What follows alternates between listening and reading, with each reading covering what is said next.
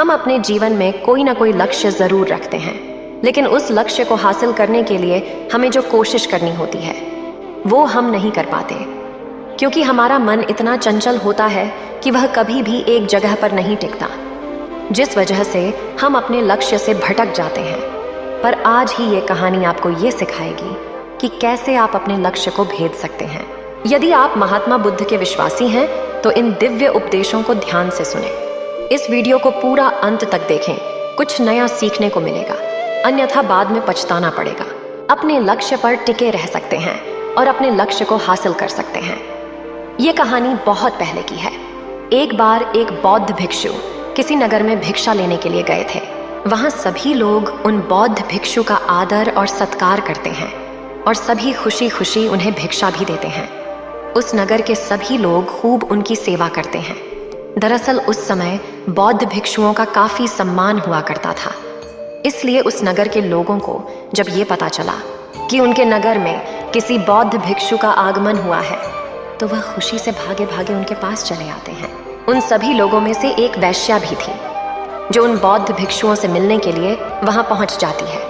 उसने अभी तक बौद्ध भिक्षु के बारे में सिर्फ सुना ही था, इसलिए वो उनके दर्शन हेतु काफी व्याकुल होती है।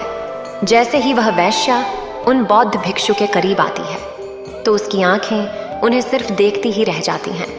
वह बौद्ध भिक्षु बहुत ही आकर्षक थे। वह वैश्या उन बौद्ध भिक्षु के और भी समीप चली जाती है और उनके चरणों में गिरकर उनसे कहती है कि मैं एक वैश्या हूँ, कोई भी भला व्यक्ति मेरे घर कभी नहीं आता, इसलिए मेरी ये इच्छा है कि आप मेरे घर पर चलें।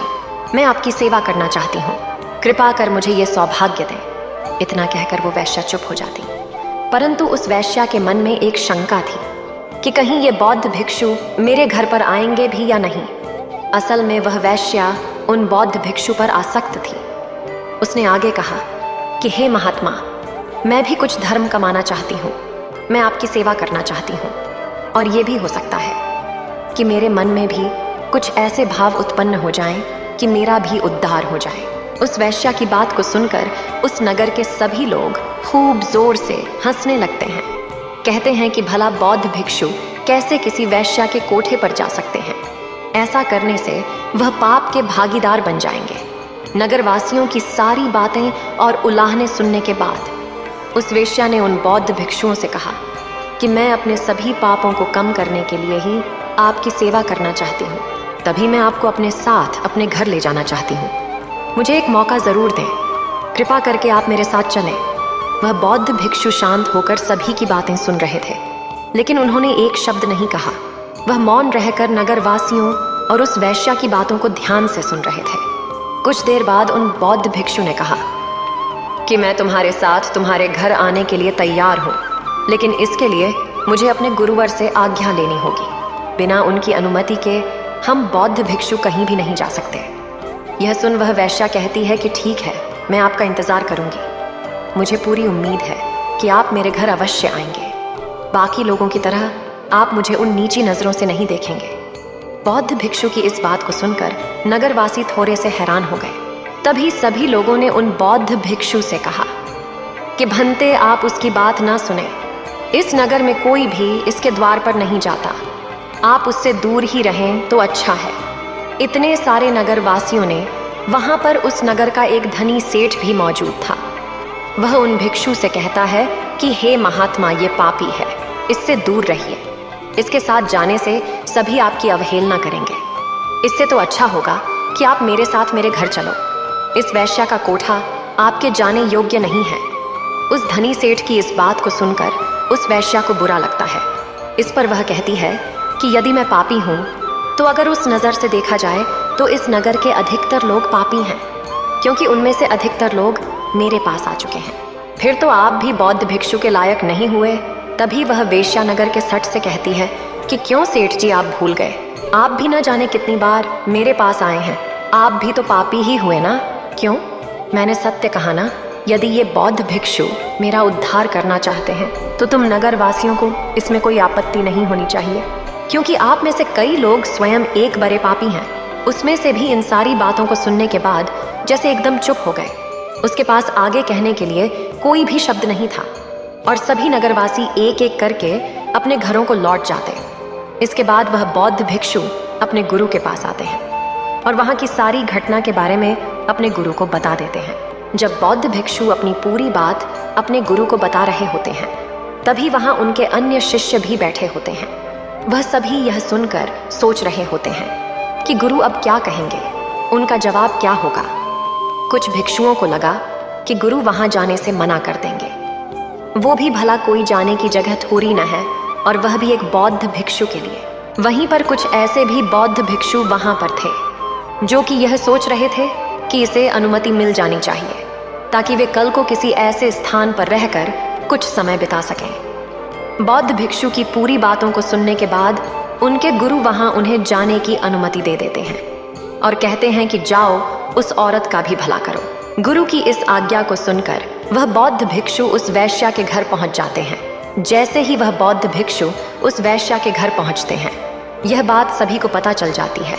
नगर में सभी लोग कानाफूसी में लग जाते हैं कि भला एक बौद्ध भिक्षु का एक वेश्या के घर पर जाने का क्या अर्थ है। यह हमारे आने वाले समाज के लिए कोई अच्छी बात नहीं है। ऐसी बहुत सारी बातें उस नगर में होने लगी, लेकिन उन बौद्ध भिक्षु ने ये सारी बातें जानते हुए भी मौन रहना जरूरी समझा और उस वैश्या के घर पर चले गए। वहाँ वेश्या उन बौद्ध भिक्षु को देखकर बहुत ही खुश हो गई। उसे इस बात की बहुत खुशी थी कि बुद्ध के भिक्षु ने उसकी बात का आदर किया, सम्मान रखा। कुछ महीनों तक वह बौद्ध भिक्षु उसी वैश्या के घर पर रहा और फिर उसी स्त्री को लेकर अपनी आश्रम लौट आया। जब सबने बौद्ध भिक्षु के साथ उस वैश्या को देखा तो वे सभी आश्चर्यचकित रह गए और वे लोग आपस में बातें करने लगे कि देख लो संगत का असर कैसा होता है। इसी स्त्री ने हमारे बौद्ध भिक्षु भाई पर अपना जादू चला दिया, तभी तो दोनों आज साथ साथ आए हैं। अब ये बौद्ध भिक्षु हमेशा के लिए वापस से सांसारिक मोह माया में चला गया है और मुझे तो ये लगता है कि ये दोनों आज यहाँ पर विवाह की अनुमति भी लेने आए हैं। इस तरह की बहुत सी बातें बौद्ध भिक्षु आपस में करने लगे। वहीं दूसरी ओर खरे बौद्ध गुरु यह सब सुन रहे थे और बौद्ध शिष्यों की बातों को सुनकर मुस्कुरा रहे थे। वह बौद्ध भिक्षु अपने गुरुवर के करीब आकर उनके चरणों को स्पर्श करके उनसे कहता है कि हे गुरुवर, मैंने इस स्त्री का उद्धार कर दिया है। अब ये पूरी तरह से शुद्ध आत्मा बन चुकी है और अब इस स्त्री ने निर्णय लिया है कि ये भी एक बौद्ध भिक्षुणी बनना चाहती है। इसे भी आप अपना शिष्य स्वीकार करें। इतना सुनते ही वहाँ खड़े सभी बौद्ध भिक्षु हैरान हो जाते हैं और ये सोचने लगते हैं कि ये कैसे हो सकता है। चरित्र तो हमेशा बुरे के साथ रहकर अच्छे का खराब हो ही जाता है। हमारे बचपन में तो हमने यही सीखा था कि बुरे के साथ रहकर तुम भी बुरे बन जाओगे और अच्छे के साथ रहकर तुम अच्छे बनोगे। लेकिन यहाँ पर तो सब कुछ उल्टा हो चुका है। बुरी संगति का कोई भी दुष्प्रभाव नहीं दिख रहा, बल्कि यह स्त्री तो पूरी तरह से बदल चुकी है और तो और यह एक बौद्ध भिक्षुणी भी बनना चाहती है। आखिर यह सब हुआ कैसे? ऐसे कई सारे प्रश्न भिक्षुओं के भीतर उमड़ रहे थे कि तभी गुरुवर सबकी उलझन को दूर करते हुए कहते हैं कि तुम सभी इतना मत सोचो, तुम्हारे सोचने से इनके उत्तर तुम्हें नहीं मिलेंगे। और आगे कहते हैं कि देखो इस भिक्षु को, जिसने मेरी आशा के अनुरूप कार्य किया है, जैसा मैंने उम्मीद की थी। इस भिक्षु ने वो कर दिखाया है। इस स्त्री के चरित्र को अपने चरित्र जैसा बना दिया, न कि खुद को बदलने दिया। ठीक उसी प्रकार जैसे कमल कीचड़ में रहकर भी कीचड़ जैसा नहीं होता। अगर हम अपने ज्ञान का उचित उपयोग करें तो हर मुश्किल काम आसान हो सकता है। गुरु की इस बात को सुनकर सभी बौद्ध भिक्षु उनकी बात समझ जाते हैं कि अगर आप अच्छी संगति में रहते हैं तो बुरा से बुरा व्यक्ति भी सुधर सकता है। इतना कहकर गुरुवर उन दोनों भिक्षु और उस स्त्री को आशीर्वाद देते हैं और उसे अपने संघ में सम्मिलित कर लेते हैं। ये बात भी नगर में तेजी से फैल जाती है और जब नगरवासियों को ये सारी बातें पता चलती हैं, तब उनकी अपनी खराब सोच के कारण उन्हें काफी शर्मिंदगी भी महसूस होती है। वह भी गुरु के कहे शब्दों को समझ जाते हैं। तो इस कहानी से हमें ये सीख मिलती है कि यदि आप किसी ऐसे गलत मार्ग पर जा रहे हैं और आपको ये भी पता है कि ये हमारा मार्ग गलत है और आपके भीतर गलत विचार उत्पन्न हो रहा है, तब आप उसे बढ़ावा न देकर स्वयं पर नियंत्रण करें और जितना हो सके अपनी बुरी संगति को छोड़कर अच्छी संगति अपनाएं।